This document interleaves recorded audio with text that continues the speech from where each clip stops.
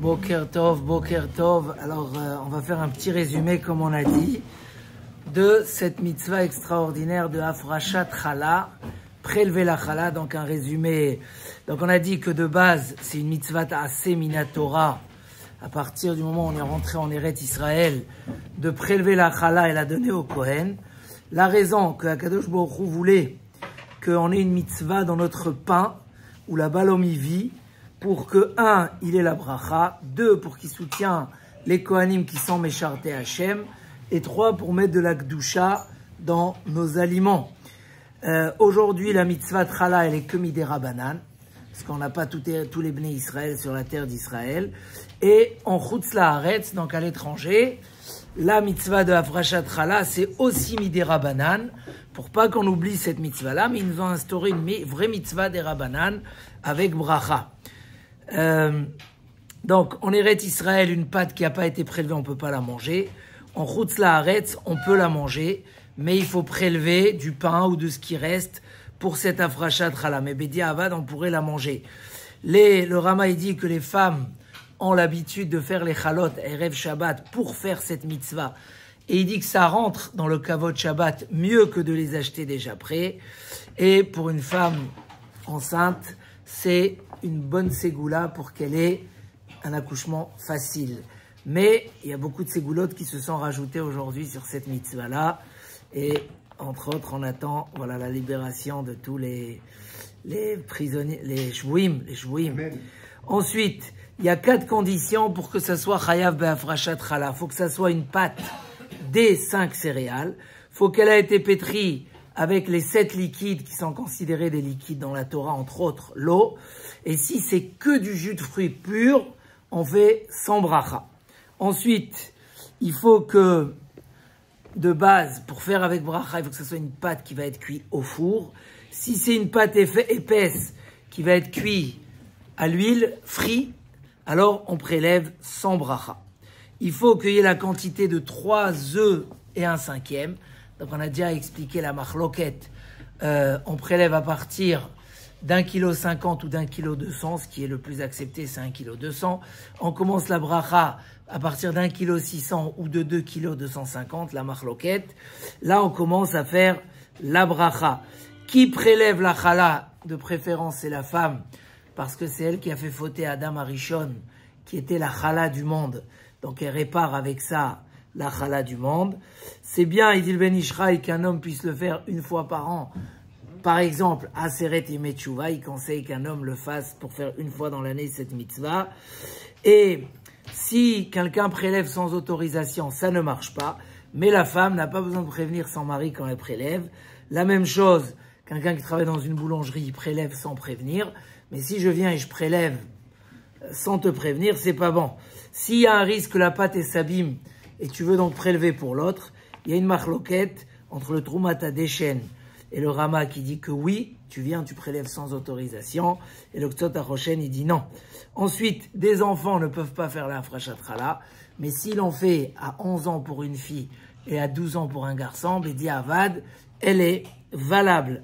Un Mechalel Shabbat en public ou un Moumar contre la Torah pour énerver, alors, ou un Goy, ne peuvent pas faire la Hafrashat Chala. Il faut au moins que la personne, même si elle n'est pas Shomer Torah ou Mitzvot, elle veuille le faire et soit dans l'esprit de Torah. Mais s'il est contre tout ça et il prélève, c'est pas valable. On ne peut pas prélever Shabbat et Yom Tov parce que c'est comme si on répare la pâte. Si quelqu'un il a prélevé Shabbat exprès, il peut pas manger la pâte. En Chutz La'aretz, si on s'aperçoit, la femme, elle se rappelle qu'elle n'a pas fait Hafrashat Chala, on peut laisser un petit morceau de Chala, ou après Shabbat, on dira Harezo Chala. On a une mitzvah de rappeler avant Shabbat, les 3 mitzvot, Eiravtem, Isartem, et il y a de l'Ekouetaner. Et dans Isartem, il y a aussi le rappel sur la Hafrashat Chala. Mais en principe, une femme n'est pas supposée oublier si elle a fait la quantité nécessaire. Ou un traiteur qui fait ses pains, il ne doit pas oublier de faire sa Hafrashat Chala. Encore quelques halachot puisqu'on est dans le résumé général. Il y a ce minhag de donner de la tzedaka avant Hafrashat Chala. De préférence, il faut faire la Hafrashat Chala en étant debout. Et au moment de la bracha, il faut mettre un œil sur l'endroit où tu penses prélever la chala. Les Ashkenazim, ils font la bracha, les afrish terouma. Les Sfaradim, les afrish terouma, les afrish chala terouma. Et certains font les afrish chala min aïssa. Ensuite, après la bracha, c'est bien de prendre donc un kazaït, 30 grammes. Et bediavad, si on a pris un peu moins que 30 grammes, ou on a pris juste un petit morceau, ça marche quand même. Malgré tout, surtout quand la pâte est grande, on a l'habitude de prendre kazaït. Ensuite, on fait la bracha, on prélève un morceau et on dit arezo chala. Faut pas faire l'inverse, parce que si tu as déjà dit arezo chala, tu peux plus faire la bracha. Bediavad, malgré tout, ok. Après, soit on brûle la chala, mais puisqu'il faut pas la brûler dans nos fours, puisque ça va rendre le four pas cachère, donc c'est mieux de l'envelopper avec 2 enveloppes et de la mettre tranquillement dans la poubelle. Voilà. Si quelqu'un il a remélangé la chala dans sa pâte, un enfant ici, il a aidé sa mère et il lui a remis la chala dans la pâte, faut aller chez un chacham qui annule ton éder et ta chala, et on refait encore une fois sans bracha.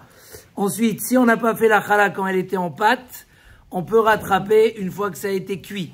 Donc, si on s'aperçoit qu'on n'a pas fait, on peut prendre un morceau de pain.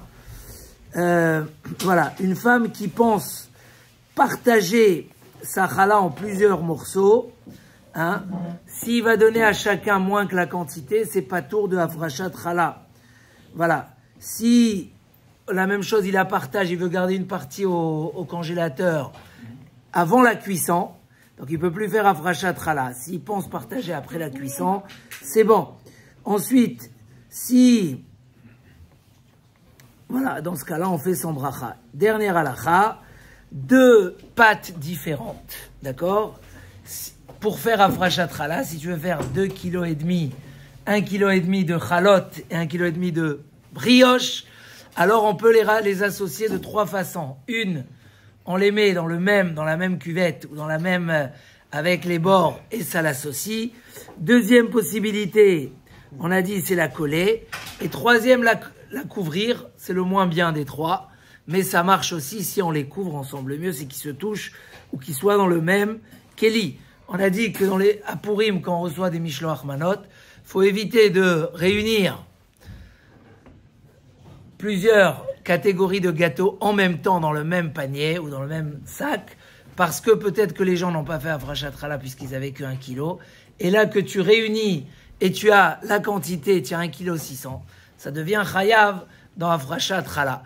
Dans ce cas-là, soit on ne réunit pas, on laisse séparer. Si on réunit, alors on prélève un gâteau et on dit, voilà, c'est afrachat chala. Chazak, Hashem, nous envoie toutes les brachot, Shabbat, Shalom, on mevorach.